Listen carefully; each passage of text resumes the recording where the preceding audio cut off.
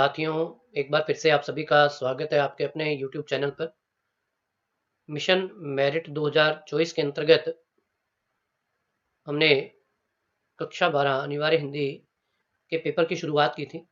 उसके 3 वीडियो आपको पहले से उपलब्ध करवाए जा चुके हैं। खंड अ, ब और स में किस प्रकार के प्रश्न रहने वाले हैं, उनका उल्लेख हमने उन वीडियोज़ में किया है। निश्चित रूप से आपने उन्हें देखा होगा। आज हम बात करते हैं खंड द की। देखिए, खंड द में आपके पद्यांश भाग की सप्रसंग व्याख्याएं आएंगी और वह व्याख्या अथवा में रहेगी।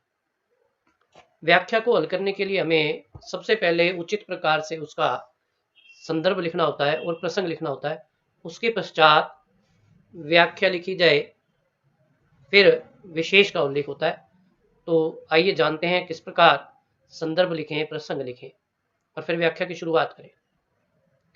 देखिए, यहाँ हमने इस व्याख्या से संबंधित संदर्भ लिखा हुआ है, जो मैं आपको समझाता हूँ कि आप किस प्रकार अपनी परीक्षा में इसे स्थान देंगे।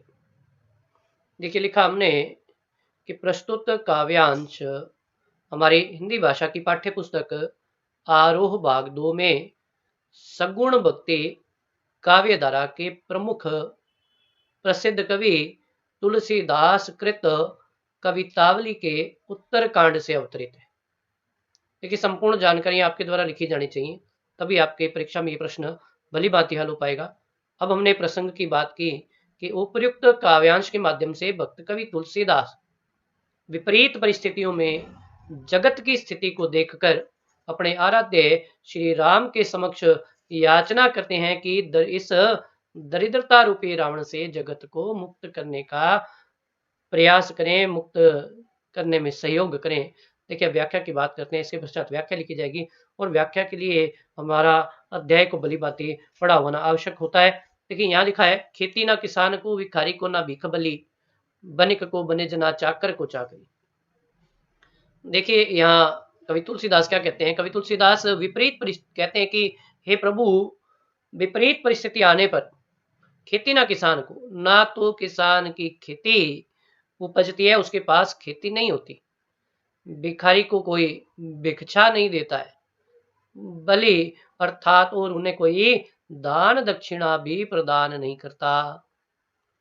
कि विपरीत परिस्थिति आती है तब किसान के पास उसकी खेती नहीं होती, भिखारी को कोई भीख नहीं देता तथा उन्हें कोई दान दक्षिणा भी नहीं देता है।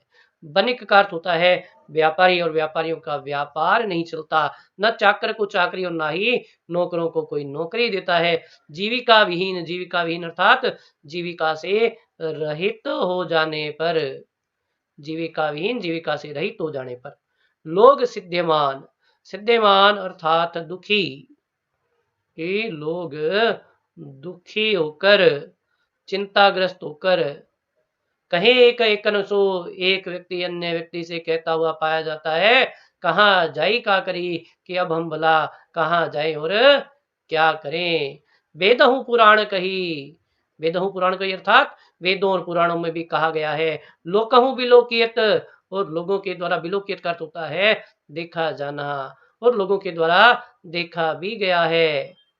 सांकरे सबे पिरम, सांकरे अर्थात संकट, दुख, कष्ट, कि जब इस समाज पर, इस दुनिया में कष्ट आता है, सांकरे सबे पे राम, जब सभी पे संकट आया है, रावरे कृपा करी, रावरे हे प्रभु, आप ही के द्वारा सब पर कृपा की गई है, उस संकट से आप इन्हें मुक्ति दिलाई है। दारिद्र दशानन, दारिद्र अर्थात दरिद्रता, दशानन अर्थात रावण। इस यहाँ लिखा है दरिद्रता रूपी रावण, दरिद्रता रूपी रावण लिखने के कारण यहाँ पर रूपक अलंकार का भी प्रयोग हुआ है। दारिद्र दशानन दबाई दुनी, दीन बंधु कृपा करी। यहाँ पे देखिए द वर्ण की आवृत्ति भी है, अनुप्रास अलंकार की भी बात हुई है। यहाँ पर कवि कहते हैं कि हे प्रभु, इस दरिद्रता रूपी रावण ने सभी को अपने वशीभूत कर लिया है, दुनिया को दबा लिया है। हे दिनों पर कृपा करने वाले दीन बंधु, हे राम, दुरित दहन,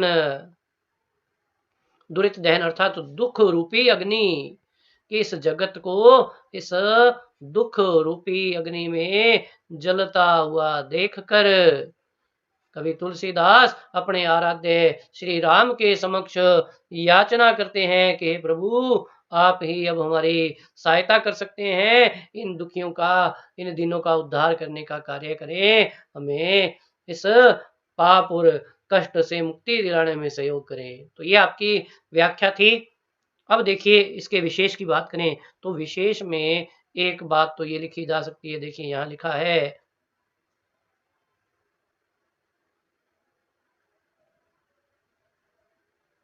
एक तो ये हमने अभी अभी बात की अनुप्रास अलंकार की, दारिद्र दशानंद दवाई दुनी, यहाँ पे आपके अनुप्रास अलंकार की बात हो जाएगी। इसमें अनुप्रास वो मैंने आपको पहले ही बता दिया है। रूपक अलंकार की पंक्तियों की बात आप लिखकर कर सकते हैं कि रूपक अलंकार का प्रयोग हुआ है। इसके अलावा यह जो पद्यांश दिया गया है यह आपके कवित्त छंद में रचित है, इसलिए बात की जा सकती है कि कवित्त छंद का प्रयोग किया गया है।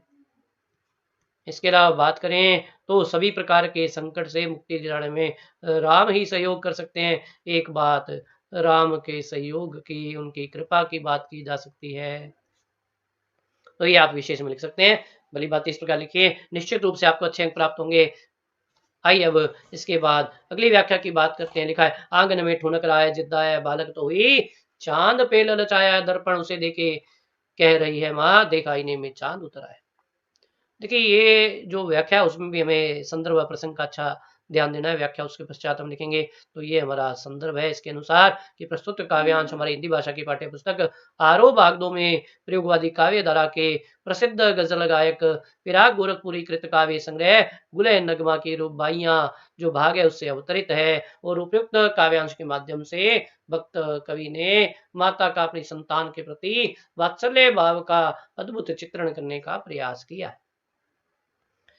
देखिए यहाँ लिखा है, आंगन में ठुनक रहा है जिद्दा है, ठुनकना मचलना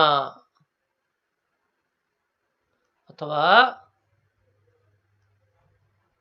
बिना किसी बात के विलाप करना, ये भी कहा जा सकता है।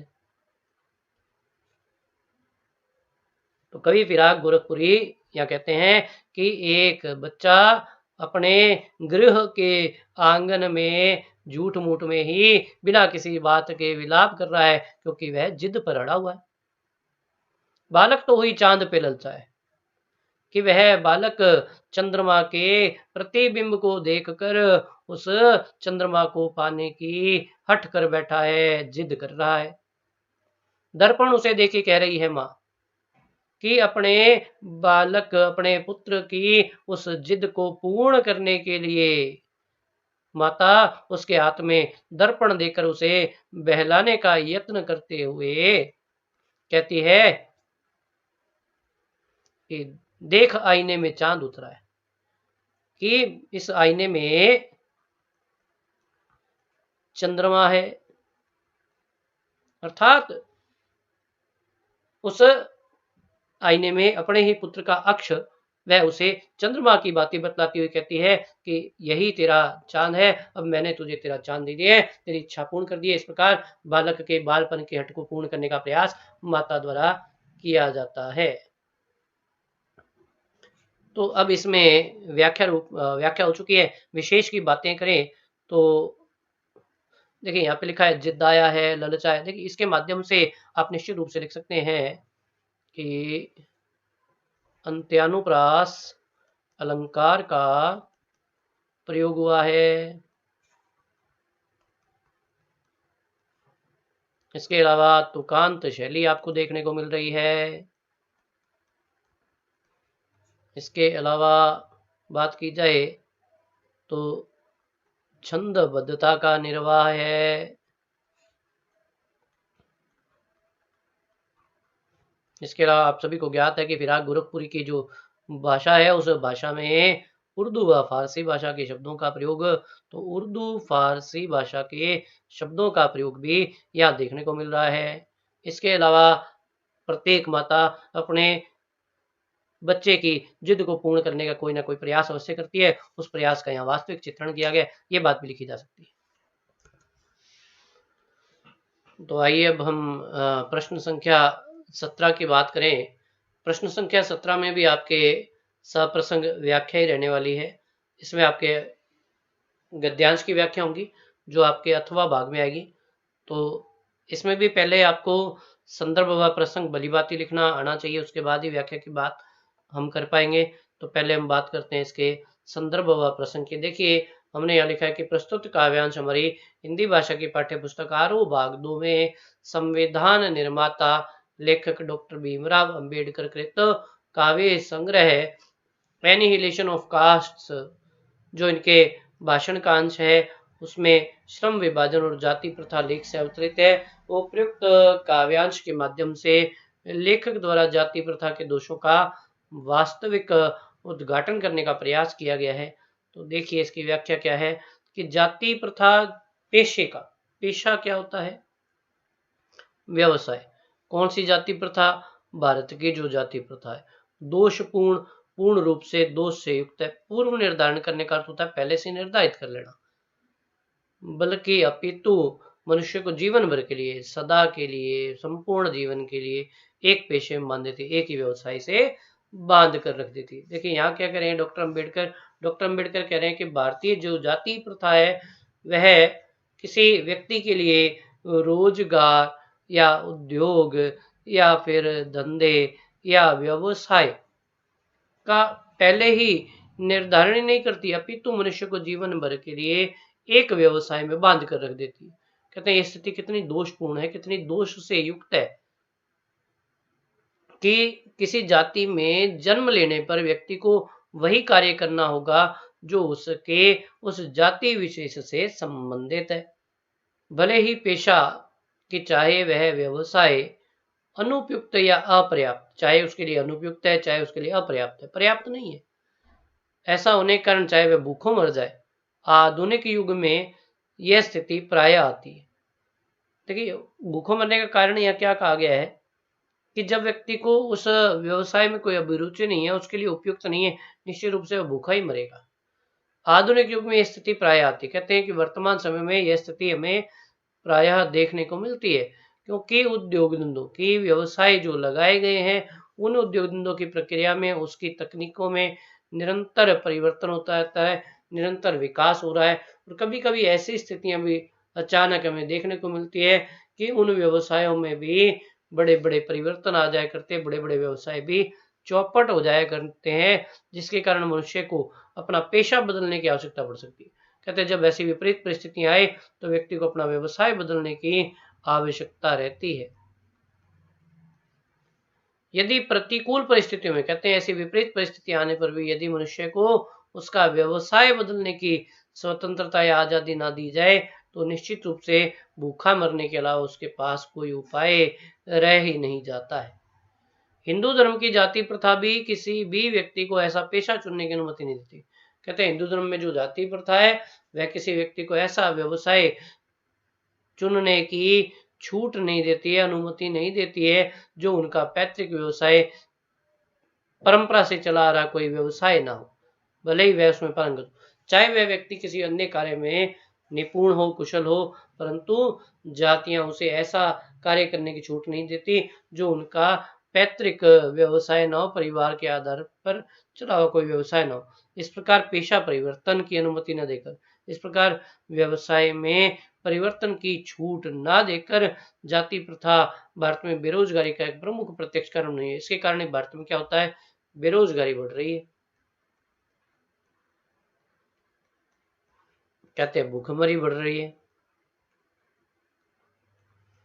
और गरीबी बढ़ने का भी एक मूल कारण बताया इन्होंने। तो ये आपकी व्याख्या इसकी। देखिए विशेष रूप में कह सकते हैं कि भारत की जो जाति प्रथा है वह भारत में बेरोजगारी, भूखमरी, गरीबी को बढ़ाने में सबसे महत्वपूर्ण योगदान दे रही है। दूसरा आप कह सकते हैं कि भाषा सरल व सहज प्रयुक्त की गई है, आसानी समझ में आने वाली है, प्रसाद गुण से युक्त है, कोमल कांत शब्दावली का प्रयोग किया गया है। ये कुछ बातें आप इसमें आसानी से लिख सकते हैं। देखिए दूसरी अर्थ की अथवा में जो व्याख्या है उसमें लिखा है, मैं सोचता हूँ कि पुराने की अधिकार लिप्सा क्यों नहीं समय रहते सावधान हो जाती। तो पहले तो हमें ज्ञात होना चाहिए व्याख्या कहाँ से आई है।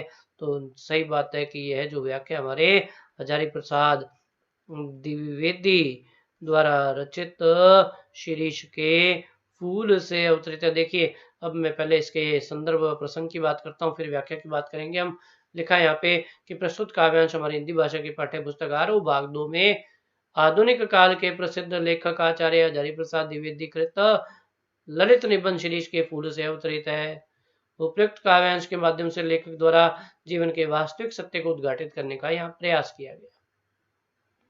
तो आइए देखते हैं क्या लिखा है यहाँ पे। मैं सोचता हूँ कि पुराने के अधिकार लिप्सा क्यों नहीं समय रहते सावधान हो जाती।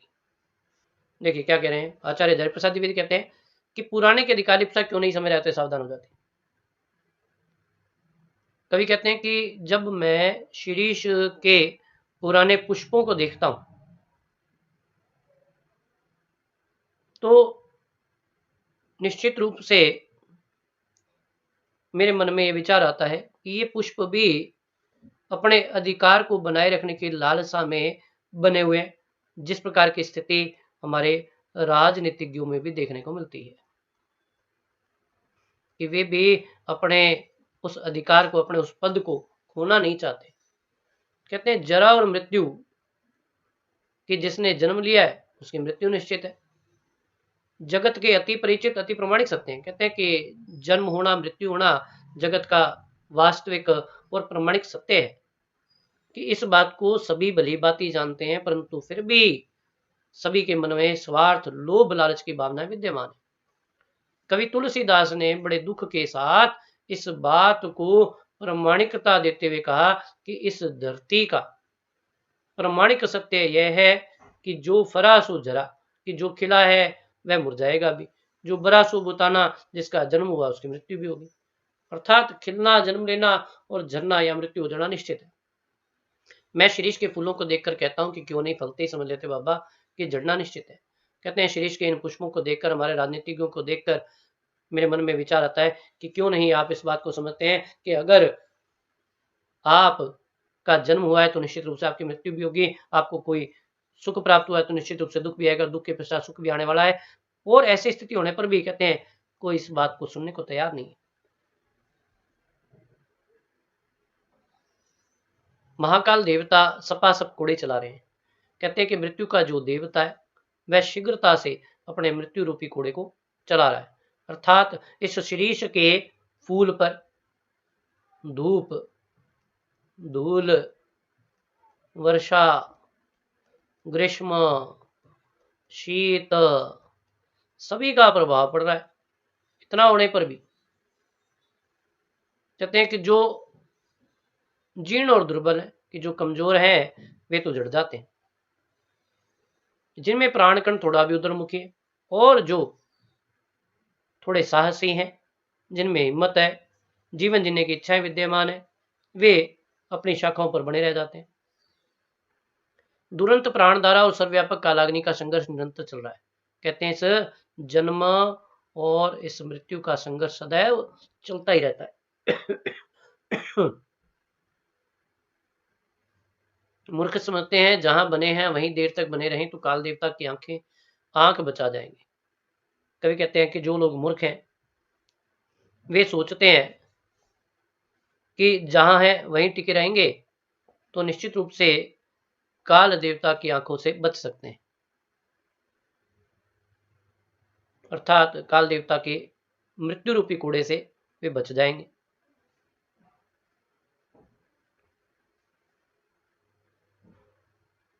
हिलते डुलते रहो, स्थान बदलते रहो, आगे की ओर मुख किए रहो। कहते हैं कि जो कोड़ा है वह तो पीठ पर पड़ता है, इसलिए अगर हम अपने मुख को आगे की ओर करे रखें तो इस कोड़े की मार से बचने की संभावना है। और जहां एक जगह जम गए तो निश्चित रूप से हम मृत हो जाएंगे, हमारी मृत्यु हो जाएगी। कहते हैं चलना, गतिशील रहना जीवन का सत्य है, इससे मुंह छिपाना तो मृत्यु के समान ही है। तो ये आपकी इसकी व्याख्या है। इसके आगे की बाकी बात हम अगले वीडियो में करेंगे। तो निश्चित रूप से आपकी कुछ समस्याएं हल हुई होंगी। वीडियो के साथ अंत तक जुड़े रहने के लिए आप सभी का बहुत बहुत धन्यवाद।